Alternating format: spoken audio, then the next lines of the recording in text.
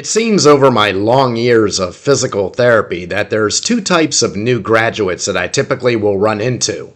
You have the new graduates who understand that they're new. Then you have the other type of new graduates who think, I'm a doctor, I'm a specialty doctor, I went to a doctorate level program. Therefore, I am much superior than the long-time older physical therapist who only got a bachelor's or a master's. And unfortunately, the first type of new graduate seems to be in the vast minority. Let me give you an example. About 10 years ago, I was on a remote island clinic in Alaska where all the outpatient therapists there were largely therapists who'd only been practicing 1, 2, maybe 3 years at the most. At the time, I was using a lot of myofascial release because myofascial release was a course that I took in manual therapy. I was beginning to learn the rudimentary joint mobilizations as well and beginning to add that in, as well as corrective exercises, which I was also progressing my knowledge in. Now, I had over a decade in, but of course I was in a different genre. I spent years working skilled nursing, and I was also largely specialized in neurological stroke recovery, as well as traumatic brain injury. Had taken a bunch of courses in the San Fran area, and of course I was practicing every day, so I became proficient at it. So at the time I was in this clinic in this remote island of Alaska, I was pretty new in outpatient. I only had about 2 or 3 years myself. So I certainly wasn't walking around like I was Lord of the Manor. But when I was mentioning myofascial release to this therapist who had 2 years not only in just outpatient but in physical therapy period, she looked at me with this condescending look and said, "I don't practice voodoo." In which I thought, you've only been practicing 2 years in the field, give or take. You don't know what's voodoo and what's not. And now, I'm much more proficient in manual therapy. I use myofascial release sometimes, many times I don't. I use a lot of joint mobilizations, and I use a lot of Sarman philosophy correctives. So you put all three philosophies together, I usually get pretty good results. As a matter of fact, I gave a Zoom lecture at the University of Chicago to their physical therapy program showing why you do need to use multiple philosophies and not narrow your mind down to one. But I still see this type of attitude that I experienced with this therapist in that remote island in Alaska. As a matter of fact, I'm seeing it more and more as time progresses.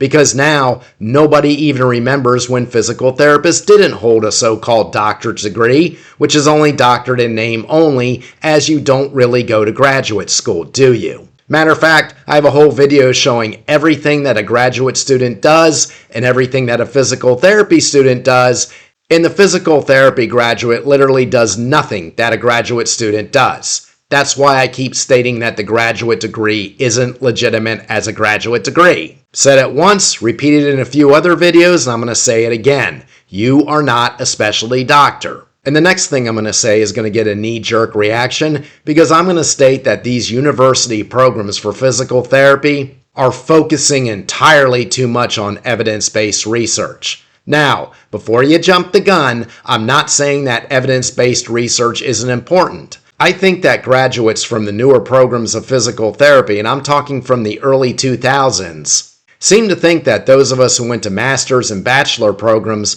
don't understand what evidence-based research is. I've even had some of them tell me that the difference between my lowly bachelor's program and their doctorate program was they learned how to differentially diagnose. Every single course we had was differential diagnosis. Orthopedic courses were differential diagnosis. The neurologic courses were differential diagnosis. The basic beginning neuromuscular exam course was nothing but differential diagnosis. When one of you doctorate graduates say that, you're really putting your foot into your mouth and shoving it halfway down your throat. And also, I think many of you would be surprised to know, because I think most of you don't realize this, we had a semester of research methods.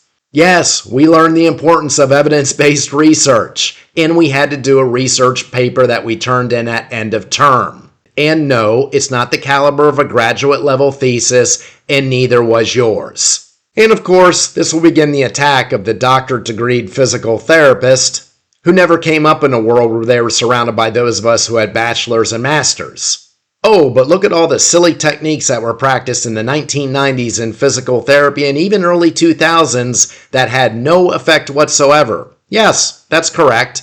During my volunteer hours in 1995, and even as an intern in the late 90s, I saw many things that were having absolutely no effect on patient pain whatsoever or functional recovery. One of them was a constant use of E-stim and ultrasound. And by the way, back then there were research papers stating that this would have some sort of healing effect. How good was that research? Don't know. Didn't really examine it too much back then. Because I didn't have to, because you could see every day that this ultrasound use and E-stim use for back pain, shoulder pain, neck pain was accomplishing absolutely nothing. I knew that as an intern and I didn't have to read one paper about the matter because it wasn't working in the clinic consistently, and that's what you should be focusing on.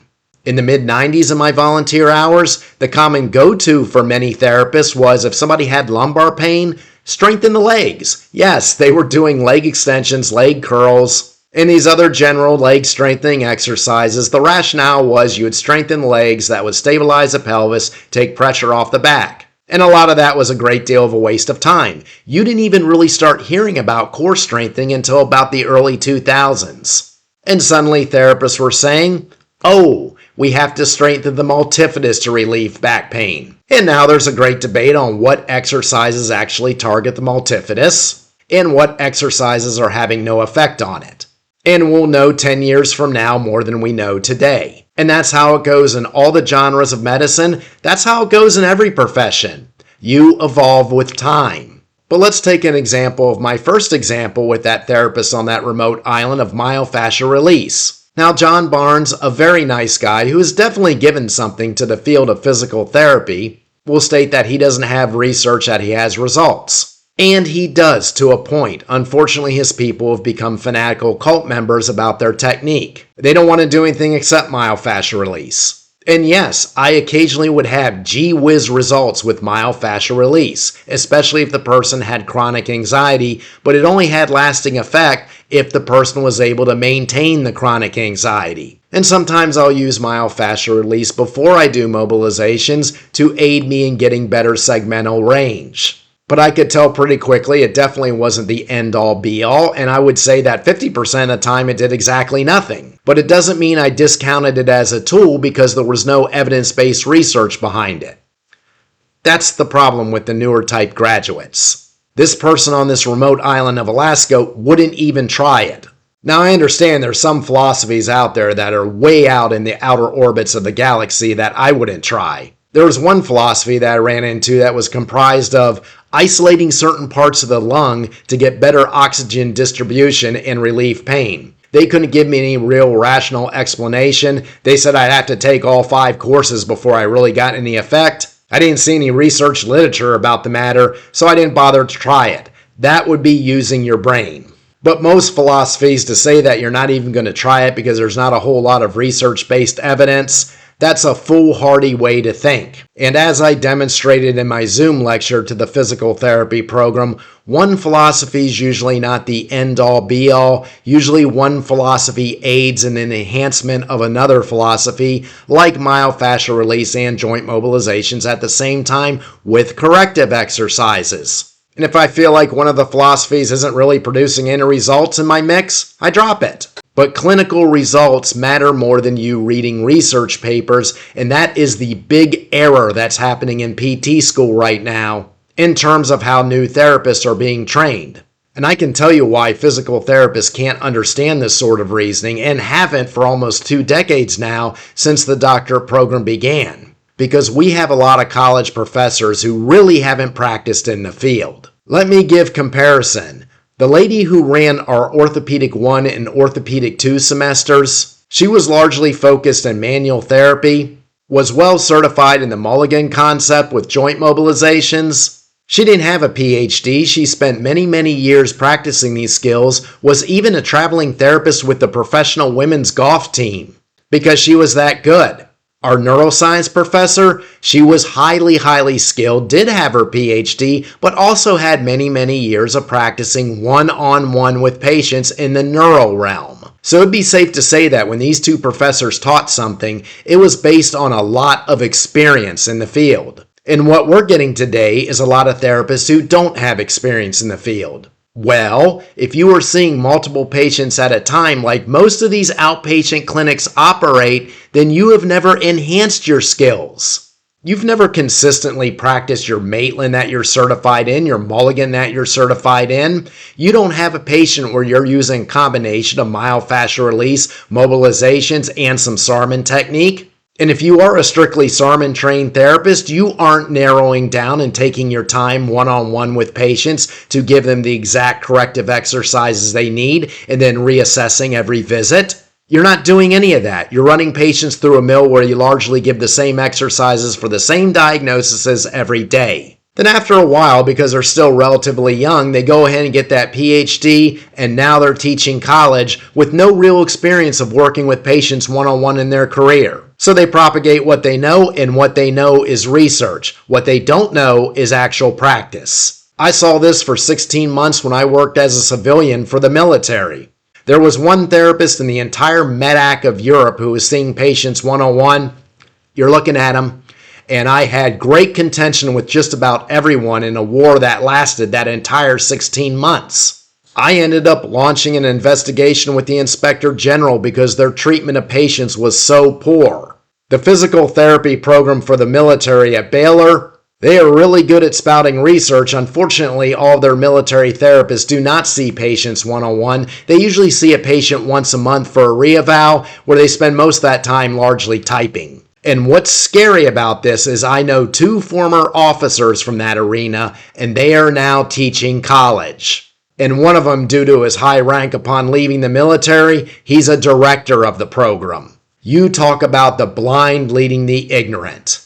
So what do you think the quality of education for those students is going to be? And they're going to be completely unaware that the quality is low standard, because they're going to have a bunch of research, largely from Baylor, dumped on them from guys who spent their entire careers not seeing patients but academically promoted themselves over the years. And then I'm going to run into them years later in the field, and they're going to explain to me based on evidence-based research what works and what doesn't work, propagated by professors who largely never worked with patients ever in their careers. And again, I'm not saying you don't use evidence-based research, but it's just one leg of that stool. I had this conversation with a junior therapist about a year ago. She would constantly spout off to her patients and everyone else in the vicinity all of her knowledge of evidence-based research, and I'm not saying she wasn't a smart person, but I finally told her, you're going to miss a great deal because you are limiting yourself solely on what you read. Because the real practitioners who work one-on-one with patients and have been most of their careers and have taken multiple continuing ed courses over the years where they kept techniques that worked and discounted techniques that didn't work, we know that some techniques work for some patients, some techniques work for other patients. We equate it to that giant mechanics toolbox. Myofascial release is something I keep on the lower drawers. I pull out that tool when I need it. If it doesn't seem to be helping with the other combination of stuff I'm doing, I put that tool back. Sometimes it's nothing but a joint mobilization issue with a corrective exercise, and sometimes it's only corrective exercises. And of course, you have to know which patients you can help and which patients you can't help because of their poor lifestyle. And the way to know that is you go back in their history and you'll see they've been in physical therapy with multiple therapists with multiple techniques, and nothing seems to work because the primary problem is their poor lifestyle. But one of the largest detriments to our field with this doctorate program, besides you getting $150,000 in debt, is many of you are coming out and immediately limiting your knowledge base because of wholly reliance on evidence-based research and no reliance on practical clinical results. Physical therapists, you need to think things through better.